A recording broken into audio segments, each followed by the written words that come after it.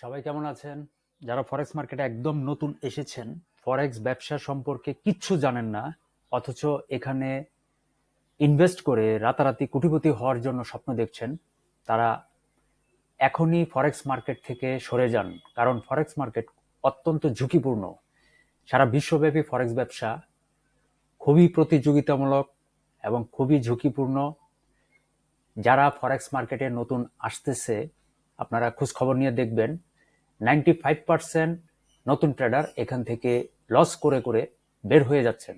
কারণ হলো তারা সঠিকভাবে ফরেক্স ব্যবসা শেখার সুযোগ পায় না।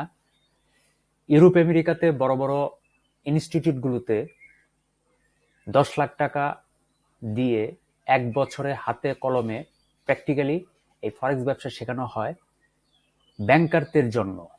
সেখানে সাধারণ মানুষদের তেমন পাত্তাই পাওয়া যায় না। আর আমরা এশিয়ান এবং এই বাংলাদেশের যারা আছি, তারা ফরেক্স মার্কেটে কিভাবে নিয়মিত রাতারাতি প্রফিট করে কোটিপতি হতে চাই, ধনী হতে চাই, এটা আসলে গ্যাম্বলিং সাইট না। এখানে কোনো রাতারাতি কিছু করার মতো কোনো অবস্থাই নাই। যদি থাকতো তাহলে আমরা সবাই কোটিপতি হয়ে যেতাম। তাহলে 95% নতুন ট্রেডার এখান থেকে ঝরে পড়তো না। তারা লস করতে করতে এখান থেকে দিশেহারা হয়ে বের হয়ে যাচ্ছে। মূল কারণ হচ্ছে সঠিক ট্রেডিং স্ট্র্যাটেজি আমরা পাই না। আর সঠিক লেখাপড়াগুলো আমাদের নাগালের অনেক বাইরে থাকে। ইউটিউব বলেন, ফেসবুক বলেন বা ইনস্টাগ্রাম বা যেখানেই যে কোনো সোশ্যাল মিডিয়াতে আপনি ফরেক্স ট্রেড শিখতে যান না কেন, গুগলে সার্চ করেন, হাজার হাজার তথ্য পাবেন, কিন্তু অধিকাংশ তথ্যই ভুল, বিভ্রান্তিতে ভরা।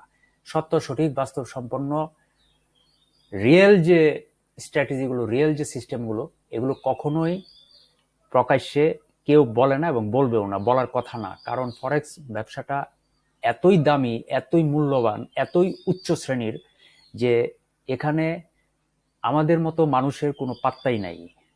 যেখানে শুধুমাত্র বড় বড় দেশের বড় বড় ব্যাংক, ইনস্টিটিউট, বড় বড় ফার্মগুলো আছে, এক্সপোর্ট ইম্পোর্ট কোম্পানি আছে, ইন্স্যুরেন্স কোম্পানি আছে, যত ধরনের বড় ফান্ড আছে, তারা এখানে স্মার্ট মানি কনসেপ্ট অনুসারে ট্রেড করে থাকেন, ইনভেস্ট করে থাকেন। তারা মান্থলি 5%, 4%, 3% প্রফিট করে থাকেন। অর্থাৎ ইয়ারলি 30%, 40%, 50% এরকম প্রফিট তাদের আসে।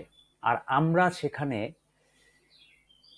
সামান্য কিছু ডলার ইনভেস্ট করেই বড় বড় লটে ট্রেড করে, ওভার ট্রেড করে, গ্যাম্বলিং ট্রেড করে, ফর্মো ট্রেড করে রাতারাতি ধনী হতে চাই, কোটিপতি হতে চাই। এটা সম্পূর্ণই আমাদের ভুল, বিভ্রান্তি। যারা একদম নতুন আসতেছেন তারা এখনই সতর্ক হন, সাবধান হন। আমি ইউটিউবে বা ফেসবুকে, ইনস্টাগ্রামে যেখানেই ফরেক্স নিয়ে আলোচনা করি, ফরেক্স নিয়ে লেসন লিখতেছি, আমাদের পিপস ব্যাংক গ্রুপে আমি নিয়মিত লেখালেখি করি। আমাদের একটি গ্রুপের পেজও আছে, আমার প্রোফাইলেও আমি কিছু কিছু লেসন শেয়ার করি, পোস্ট শেয়ার করি। সবখানেই আমি সতর্কতামূলক আলোচনা করি এবং ফরেক্সের যা কিছু জানি, খুঁটিনাটি বিষয়গুলো ধারাবাহিক লেসন আকারে তুলে ধরছি। যারা একদম নতুন এসেছেন তারা সেখান থেকে কিছু কিছু শিখবেন, পড়বেন নিজেদের চেষ্টায়, আগ্রহে। তাহলে বুঝতে পারবেন যে আসলে ফরেক্স ব্যবসাটা কত কঠিন। এটা মোটেও সহজ বিষয় না। আর ইউটিউবে আমি যে অ্যানালাইসিস করি সেটা সম্পূর্ণ আমার ব্যক্তিগত পার্সোনাল অ্যানালাইসিস। এই অ্যানালাইসিস আমার নিজস্ব ট্রেডিং স্ট্র্যাটেজি অনুসারে আমি করে থাকি। আপনারা কখনোই আমার অ্যানালাইসিসের উপর নির্ভর করে চোখ বুজে এন্ট্রি করে ট্রেড করবেন না, কারণ আমার অ্যানালাইসিসও ভুল হয়। আমি অ্যানালাইসিস সফল হওয়ার পর, প্রফিটে আসার পর সেগুলো পোস্ট করি ফেসবুকে। তো সেগুলো দেখে আপনারা কখনোই বিভ্রান্তিতে পড়বেন না। আপনারা যারা একদম নতুন আছেন তারা কখনোই এটা মনে করবেন না যে ফরেক্স ব্যবসাটা খুব সহজ এবং এখানে আমার অ্যানালাইসিসগুলো দেখলেন আর সাথে সাথে ট্রেড করে প্রফিট করে ফেলবেন। এটা কখনোই চিন্তা করবেন না। সাবধান থাকবেন, সতর্ক থাকবেন। আমার এই পোস্টগুলোর উদ্দেশ্য হচ্ছে যারা এখানে নিয়মিত দীর্ঘদিন যাবৎ লস করতেছি। আমরা যারা লুজার আছি, আমরা হতাশ, আমাদের আত্মবিশ্বাস নাই যে আমরা এটা পারবো না বা আমরা এটা পারি না। এই যে আমাদের ভিতর একটা মানসিক চাপ, কষ্ট, আমরা এখানে সময় দিতেছি, শ্রম দিতেছি, মেধা খরচ করতেছি, অর্থ ব্যয় করতেছি, কিন্তু আমরা সেখান থেকে সফলতা বের করে আনতে পারতেছি না। এই সব চাপ থেকে বের হয়ে আসার জন্য আমি প্রফিটেবল বা আমার অ্যানালাইসিসগুলো পোস্ট করি। মূল উদ্দেশ্যই হচ্ছে আমরা যারা হতাশগ্রস্ত আছি বা লুজার আছি বা পারতেছি না, তাদেরকে একটু আত্মবিশ্বাস ফিরিয়ে আনার জন্য এই পোস্টগুলো করা। তার মানে এই না যে নতুনরাও এখান থেকে ফায়দা নেবেন। নতুনরা কিন্তু ফরেক্স ব্যবসা সম্পর্কে তেমন কিছু জানেন না, সুতরাং নতুনরা শেখার চেষ্টা করেন। এখনই ট্রেড করার বা এখনই প্রফিট করার এই দুঃস্বপ্ন দেখবেন না, কথাটা মনে রাখবেন। গতকালকে একটি অ্যানালাইসিস করেছিলাম বিটকয়েনের উপর। অনেকেই হয়তো দেখেছেন এই বিটকয়েনটি গতকালকে যখন প্রাইস এখানে ছিল, H4 টাইম ফ্রেমে অ্যানালাইসিস করতেছিলাম, তখন আমি এখান থেকে এই রেজিস্ট্যান্স জোনটি যখন দেখছিলাম যে ব্রেক আপ করে নাই, ফুল বডি ক্যান্ডেল দিয়ে বুলিশ মোমেন্টাম করে নাই, তখন আমি এখান থেকে একটি সেল মুডে অ্যানালাইসিস করেছিলাম। এই যে অ্যানালাইসিসটা এখনো আছে, আমার টার্গেটটা এখানে ছিল, এখনো আছে। আবার এই কথাও বলেছিলাম যে এই রেজিস্ট্যান্স জোনটি যেহেতু এখানে বেয়ারিশ মোমেন্টাম হয় নাই, এর আগের ক্যান্ডেলটি যখন আমি গতকালকে অ্যানালাইসিস করেছিলাম তার আগের ক্যান্ডেলটি এখানে বেয়ারিশ মোমেন্টাম হয় নাই, অর্থাৎ ট্রেডাররা এখান থেকে পর্যাপ্ত পরিমাণ সেল এন্ট্রি করে নাই, ফলে একটি বেয়ারিশ ইন্ডিসিশন ক্যান্ডেল তৈরি হয়েছিল। এই সুযোগে ট্রেডাররা এখান থেকে সেল এন্ট্রি না করে বরং বাই এন্ট্রি করেছিল। সেটাও আমি বলেছিলাম যে বাই এন্ট্রি করলে একটি বুলিশ মোমেন্টাম ক্যান্ডেল তৈরি হবে এবং বুলিশ মোমেন্টাম ক্যান্ডেল তৈরি হলে সেটি অবশ্যই উপরের রেজিস্ট্যান্স জোনে চলে যাবে। তো রেজিস্ট্যান্স জোনটি এখানে ব্রেক আপ করে সে একেবারে উপরের এখানে এই রেজিস্ট্যান্স জোনে চলে এসেছিল। এই যে এখন এখানে সে একটি রিজেক্ট করেছে, টেস্ট করেছে, করার পর প্রাইস এখানে এই লেভেলটাতে, এই জোনটাতে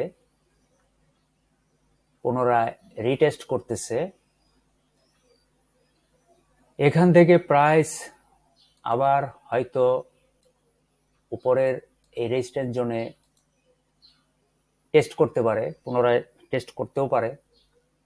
আর যদি এখান থেকে টেস্ট না করে এই জোনটি, এই যে জোনটিতে গতকালকে রেজিস্ট্যান্স ছিল, আজকে এই মুহূর্তে এটি সাপোর্ট দেখতেছি, এই সাপোর্ট জোনটি যদি পরবর্তী ক্যান্ডেল বা রানিং ক্যান্ডেলটি দিয়ে ব্রেকডাউন করে বসে, অর্থাৎ ট্রেডাররা যদি এখানে পর্যাপ্ত পরিমাণ সেল এন্ট্রি করতে থাকে, তাহলে এই সাপোর্ট জোনটি এখান থেকে ব্রেকডাউন হয়ে যাবে। ব্রেকডাউন হয়ে গেলেই দেখবেন যে ট্রেডাররা এখান থেকে প্রচুর পরিমাণে একযোগে সেল এন্ট্রি শুরু করবে, ফলে নতুন একটি বেয়ারিশ মোমেন্টাম এখান থেকে তৈরি হতে পারে। যদি এরকমটা হয় তাহলে এখান থেকে সেল মুডে যাওয়ার চেষ্টা করা যেতে পারে। আর যদি এই সাপোর্ট জোনটির উপর আগের ক্যান্ডেলটির মতো রিজেক্ট করে বা টেস্ট করে বা ব্রেকডাউন না করতে পারে এবং এই সাপোর্ট জোনটির উপরেই রানিং ক্যান্ডেলটি ক্লোজ হয়, তাহলে ট্রেডাররা পুনরায় এখান থেকে বাই এন্ট্রি করতে পারে, ফলে প্রাইস পুনরায় এই রেজিস্ট্যান্স জোনটিতে টেস্ট করতে পারে। সেই পর্যন্ত অপেক্ষা করতে হবে। যদি এখানে টেস্ট করে বা রিজেক্ট করে বা এরকম একটি পিনবার তৈরি করে, এরকম রিজেক্ট করে, তাহলে পরবর্তীতে এখান থেকে সেল এন্ট্রি করার চিন্তা ভাবনা করা যেতে পারে। আমার পরবর্তী বিটকয়েন অ্যানালাইসিসটি দেখবেন, তাহলে আরো ক্লিয়ারলি বুঝতে পারবেন কিভাবে টেকনিক্যাল অ্যানালাইসিস করি এবং কিভাবে মার্কেটে সিগন্যাল তৈরি বা ট্রেড বা প্রফিটেবল ট্রেড বা অ্যানালাইসিস মোটামুটি কিছুটা হলেও শিখতে পারবেন, এবং সেটা সম্পূর্ণ ফ্রিতে। সবাই ভালো থাকবেন এবং পরবর্তী অ্যানালাইসিসটি দেখে শেখার চেষ্টা করুন। ধন্যবাদ সবাইকে।